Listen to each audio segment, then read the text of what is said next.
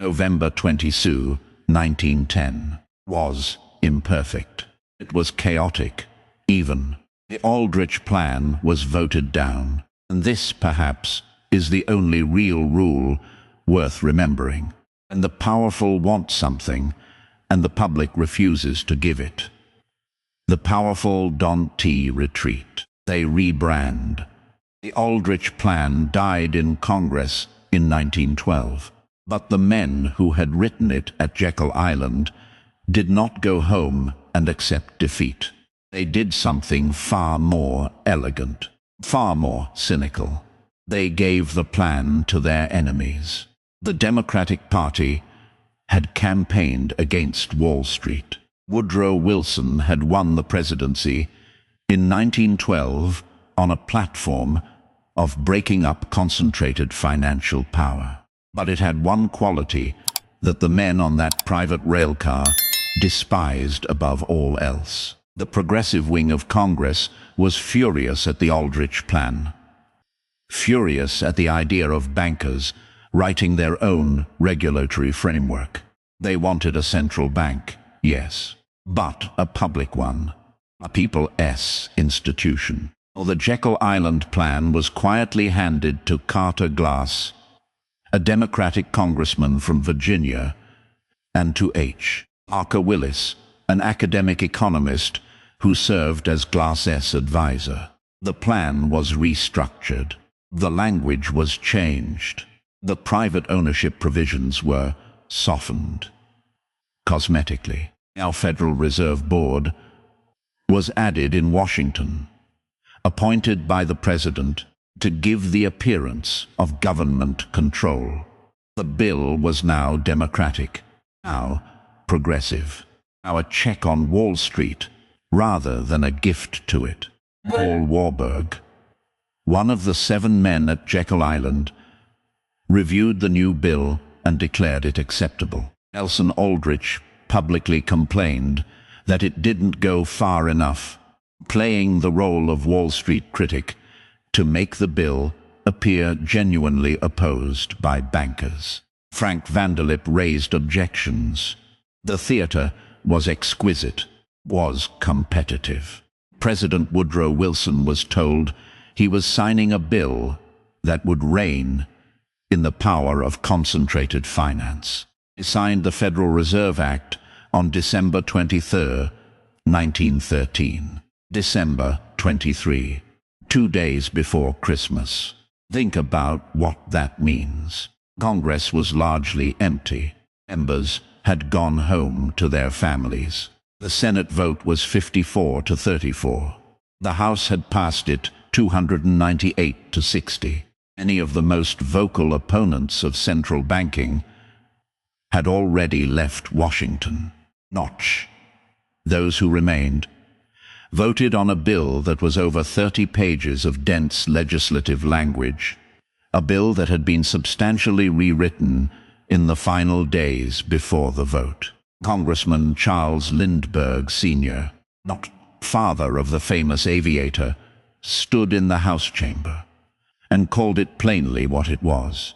I said, "This act establishes the most gigantic trust on earth. No single institution controlled American credit."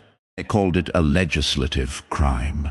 Warned that from this point forward, the financial system would operate in the interests of those who controlled money, not those who used it. Not by technology listened.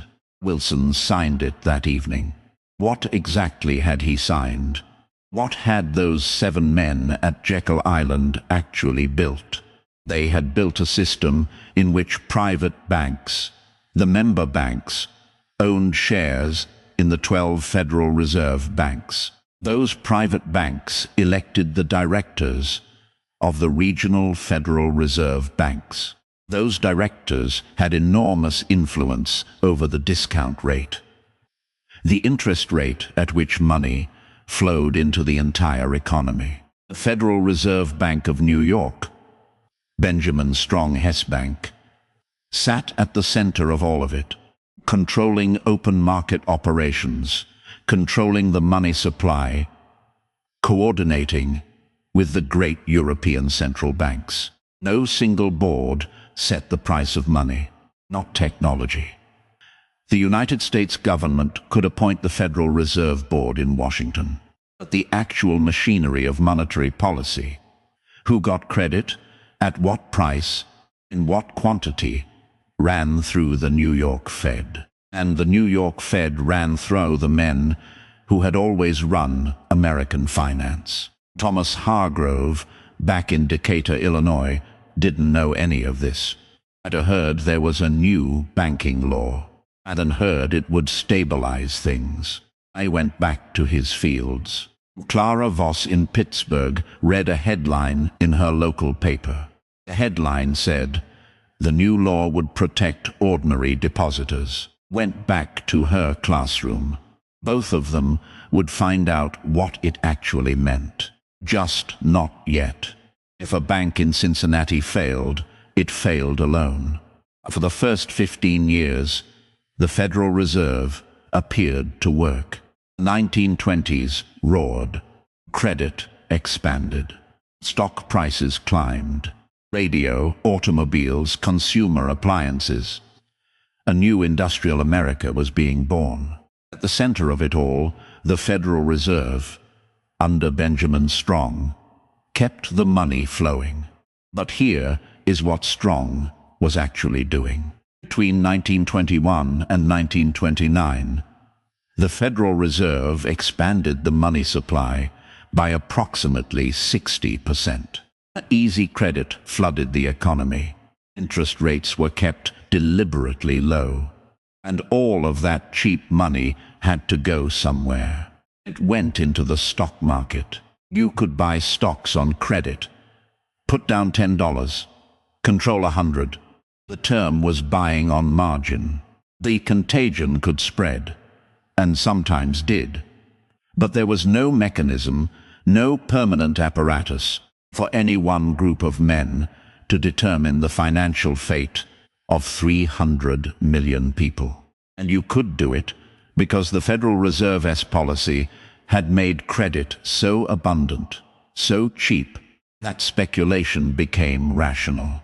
Why save when borrowing cost almost nothing? Why hold cash when the market returned 20% a year?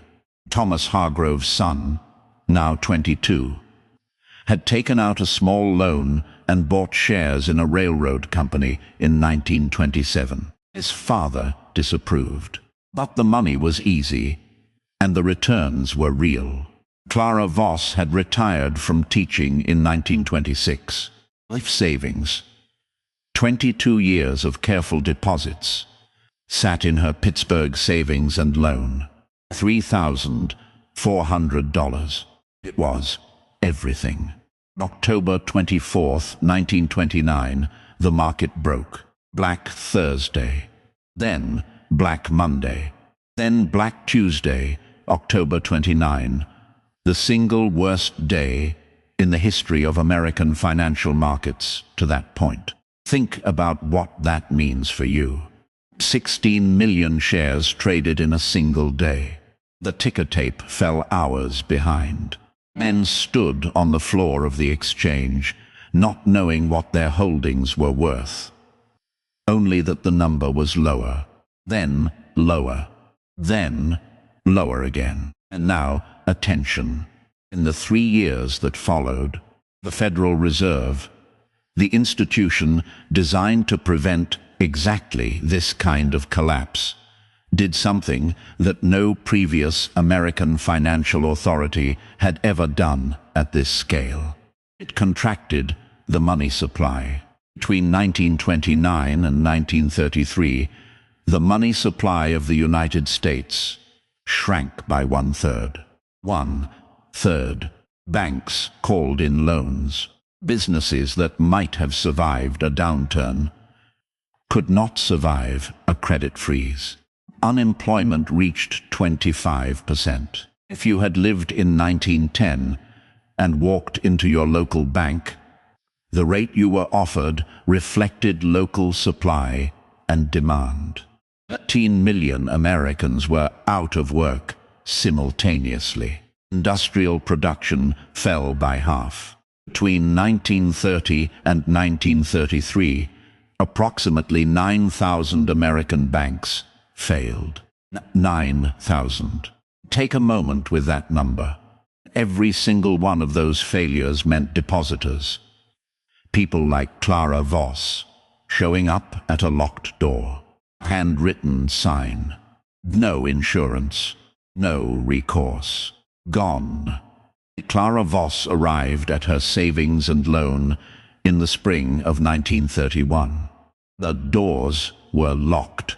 Notice had been posted by the state banking commissioner. The institution had failed.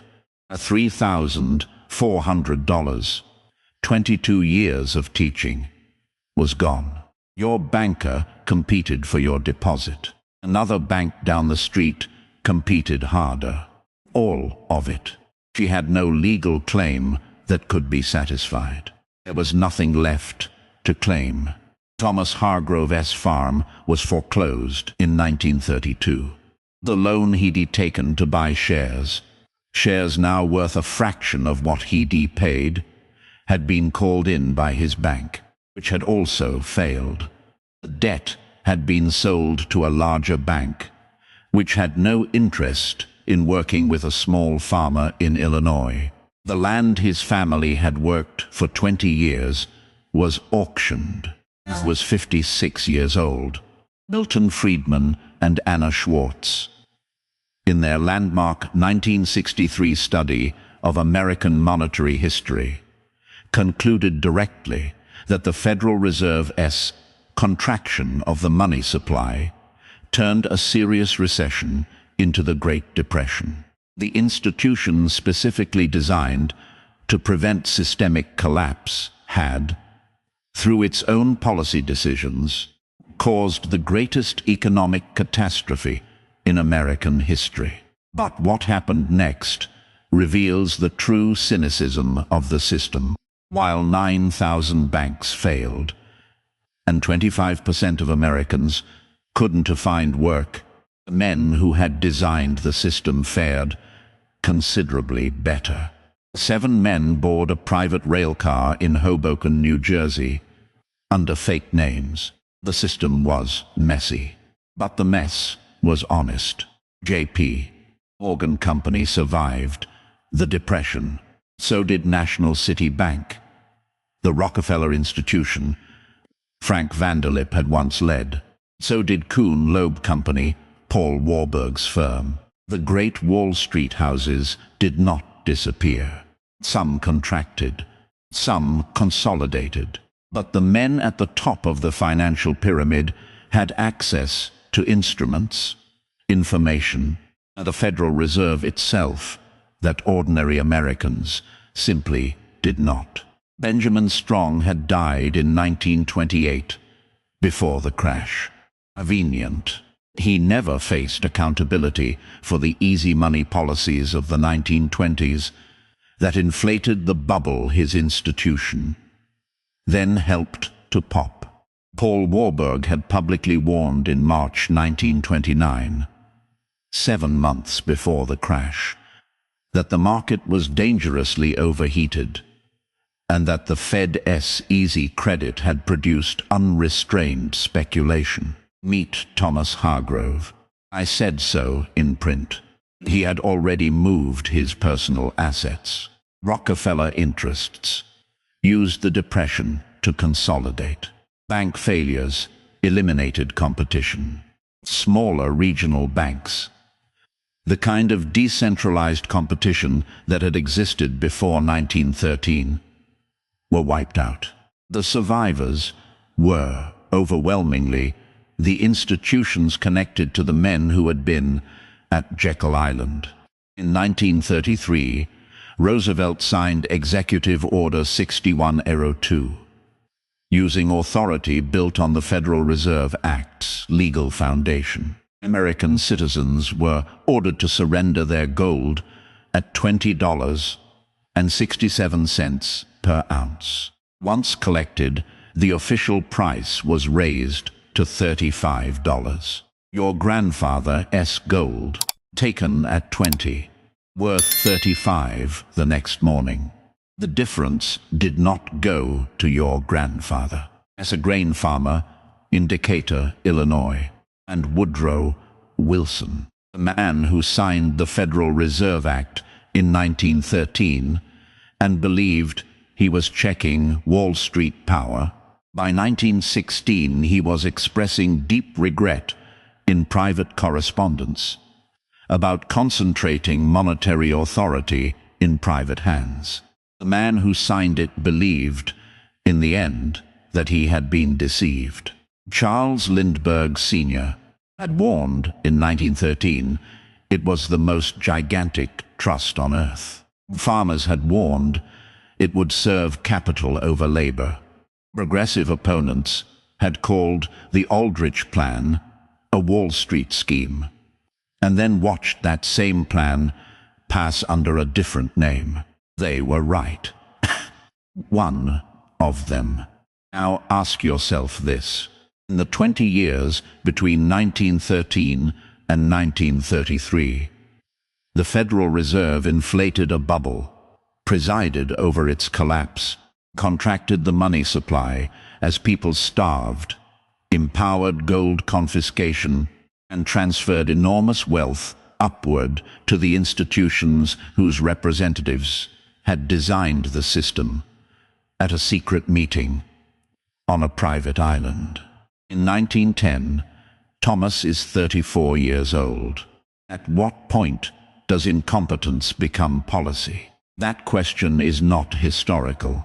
It is the question you are living inside right now. The Federal Reserve still exists. It has never been fully audited. Not once in its 112-year history. The Federal Reserve Transparency Act, the bill that would have required a comprehensive audit, was introduced, debated, and quietly killed. The Fed argued that an audit would compromise its independence. Independence from whom? The elected representatives of the people it was designed to serve. Think about what you have watched the Federal Reserve do in your own lifetime. In 2008, the Federal Reserve extended over $16 trillion in emergency loans to financial institutions, including foreign banks, without a single congressional vote. It has 120 acres, a mortgage with his county bank, and 3 children.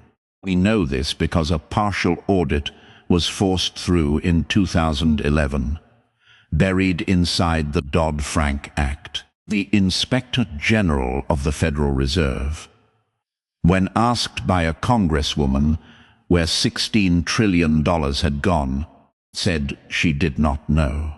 The official inspector did not know. In 2020, the Federal Reserve expanded its balance sheet by $3 trillion in a matter of weeks, then by another $2 trillion. Money supply, measured by M2, grew by 40% between 2020 and 2022. 40% in 2 years. You know what happened next. You lived it. Inflation reached 9.1% in June 2022, the highest in 40 years. The price of groceries, rent, gasoline, healthcare, everything you need to survive, accelerated faster than your wages. The Federal Reserve, the institution specifically designed to maintain price stability, had just produced the worst inflation in 2 generations through its own decisions. His bank knows his family. It knows his land. And then, in the same move Benjamin Strong's institution had made in 1929, it raised interest rates at the fastest pace in 40 years to fight the inflation it had created. Mortgage rates doubled. Home purchases collapsed. Small businesses that had borrowed at 2% suddenly faced refinancing at 7 or 8. Correction landed as corrections always land, on the people who could least absorb it. The men who built the Fed at Jekyll Island understood one fundamental truth about power. Control the price of money, and you control everything downstream of it. You control who can borrow to start a business. You control who can afford a mortgage. You control the value of every dollar sitting in your savings account right now. The 7 men who traveled under fake names to a private island in 1910 did not build a central bank to stabilize the American economy. When credit gets tight in autumn after harvest, his bank works it out. They built a mechanism that extracts, mechanism designed to be operated by the people who built it in the interest of the people who built it, while the Thomas Hargroves and Clara Vosses of every generation pay the cost. Where did the money go? Who holds it? Most importantly, now that you know how this system was built, what are you going to do with that knowledge? At the open loop we planted at the beginning, there as your answer. Federal Reserve was not an accident. It was not a reform. It was written in secret by the men it was designed to serve, and signed into law while Congress went home for Christmas. If that outrages you, if you believe the American people have a right to know how their money is controlled, and by whom, then subscribe, because there are dozens more stories exactly like this one. And most people have never heard a single one of them. Not Technologibe. And stay awake. It does not call a boardroom in New York. Meet Clara Voss. I said, a school teacher in Pittsburgh, Pennsylvania. No press, no record. She keeps her savings in a local savings and loan. She does not know the name of a single partner at J.P. Morgan Co. Does not need to. Her money is her money. Or so she believes. This is the world before. But the powerful men of Wall Street saw that same decentralized system differently. For them, it was a problem. A recurring, destabilizing, embarrassing problem. They had a point, at least on the surface. The panic of 1907 had nearly collapsed the American economy. Banks called in loans simultaneously. Credit froze. Businesses shuttered. They travel 900 miles south to a private island owned by J.P. Morgan. The stock market fell nearly 50% in 3 weeks. Who's stopped it? Not the government. J.P. Morgan himself, from his private library on Madison Avenue, personally organized the bailout. He decided which banks survived and which ones didn't. He directed money like a general directing troops. America watched in awe and horror. But here is what the newspapers did not ask loudly enough. If one private banker could single-handedly save the economy in 1907, what could that same private banker do if he wanted to cause a panic instead of stop one? That question hung in the air. The men who would board that railcar in November 1910 had already answered it. Privately, among themselves. They stay for 9 days. The official story presented to the American public was straightforward.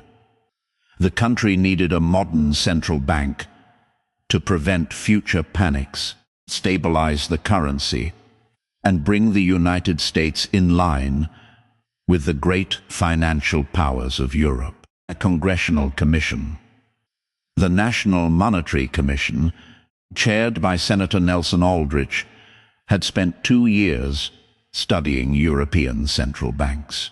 Now it was time to act. That was the cover story. The real story began on a November night, in a private railcar with 7 men who had given each other false names. Senator Nelson Aldrich was not a subtle man when it came to his loyalties.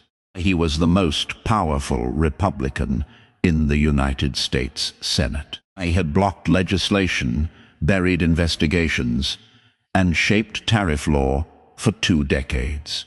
His daughter Abby had married John D. Rockefeller Jr. He represented the financial interests of Wall Street so reliably, so consistently, that the progressive press simply called him the general manager of the United States. And when they leave the American financial system you live inside today, the one that controls your mortgage rate, your savings account, your cost of living, has been designed. He was also, officially, the chairman of the National Monetary Commission, the government body tasked with designing America's new banking system. Now think about that. The man chosen to design a new financial system on behalf of the American people was the father-in-law of Rockefeller's heir, and the open servant of Wall Street banking interests. This was not hidden. This was the official appointment.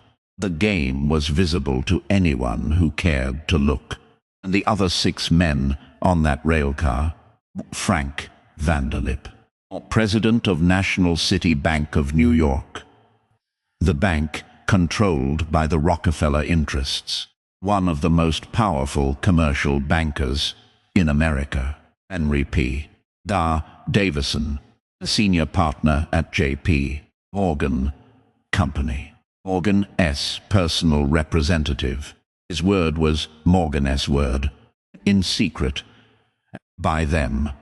Arthur Shelton, Aldrich as private secretary, the note-taker, the man who would remember what was never written down. At Andrew, Assistant Secretary of the United States Treasury, government official, at a secret meeting to redesign the monetary system with private bankers. No public announcement, no congressional oversight, no record. Benjamin Strong, vice president of Bankers Trust Company, another Morgan institution. Strong would later become the first governor of the Federal Reserve Bank of New York, the most powerful post in the entire system they were about to design. And finally, Paul Warburg, a German-born partner at Kuhn Loeb Company, one of the great investment banking houses of the era. Warburg had spent years advocating for a European-style central bank in America. To understand what was taken from you, you have to understand what existed before. Was, in the assessment of financial historians, the intellectual architect of what would become the Federal Reserve. These 7 men, 2 Rockefeller bankers, 2 Morgan bankers, 1 government official, 1 senator in Wall Street's pocket, and 1 European banking theorist, met in complete secrecy to design the Central Bank of the United States. They used first names only during the entire trip. Vanderlip later wrote about it openly. In 1935, in the Saturday Evening Post, "I was as secretive, indeed, as furtive, as any conspirator. Discovery, we knew, simply must not happen." Why? Why did the creation of a public institution require this level of secrecy? Vanderlip answered that too. If it became known that bankers had drafted the bill, he wrote, it would never pass Congress. Read that again. The men designing the Central Bank of the United States knew that if the American people found out bankers had written the legislation, it would be rejected. So they hid it.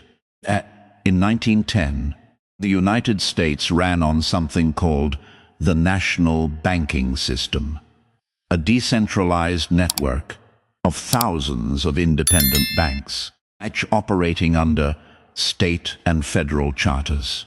That is not a conspiracy theory. That is a quote from one of the 7 men who was in the room. In his own words, and here is what they designed.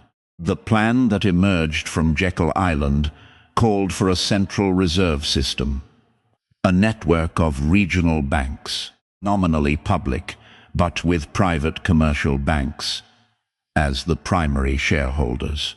The reserve banks would issue currency. They would set interest rates. They would control the money supply. The board that governed them, while technically subject to presidential appointment, would in practice operate at the direction of the very banks that owned shares in the system. The government got a seat at the table. Wall Street got the table. But the plan hit an obstacle. When Aldrich presented it to Congress, progressive Democrats, and even some Republicans, saw through it immediately. They called it what it was, a Wall Street scheme dressed up as public policy.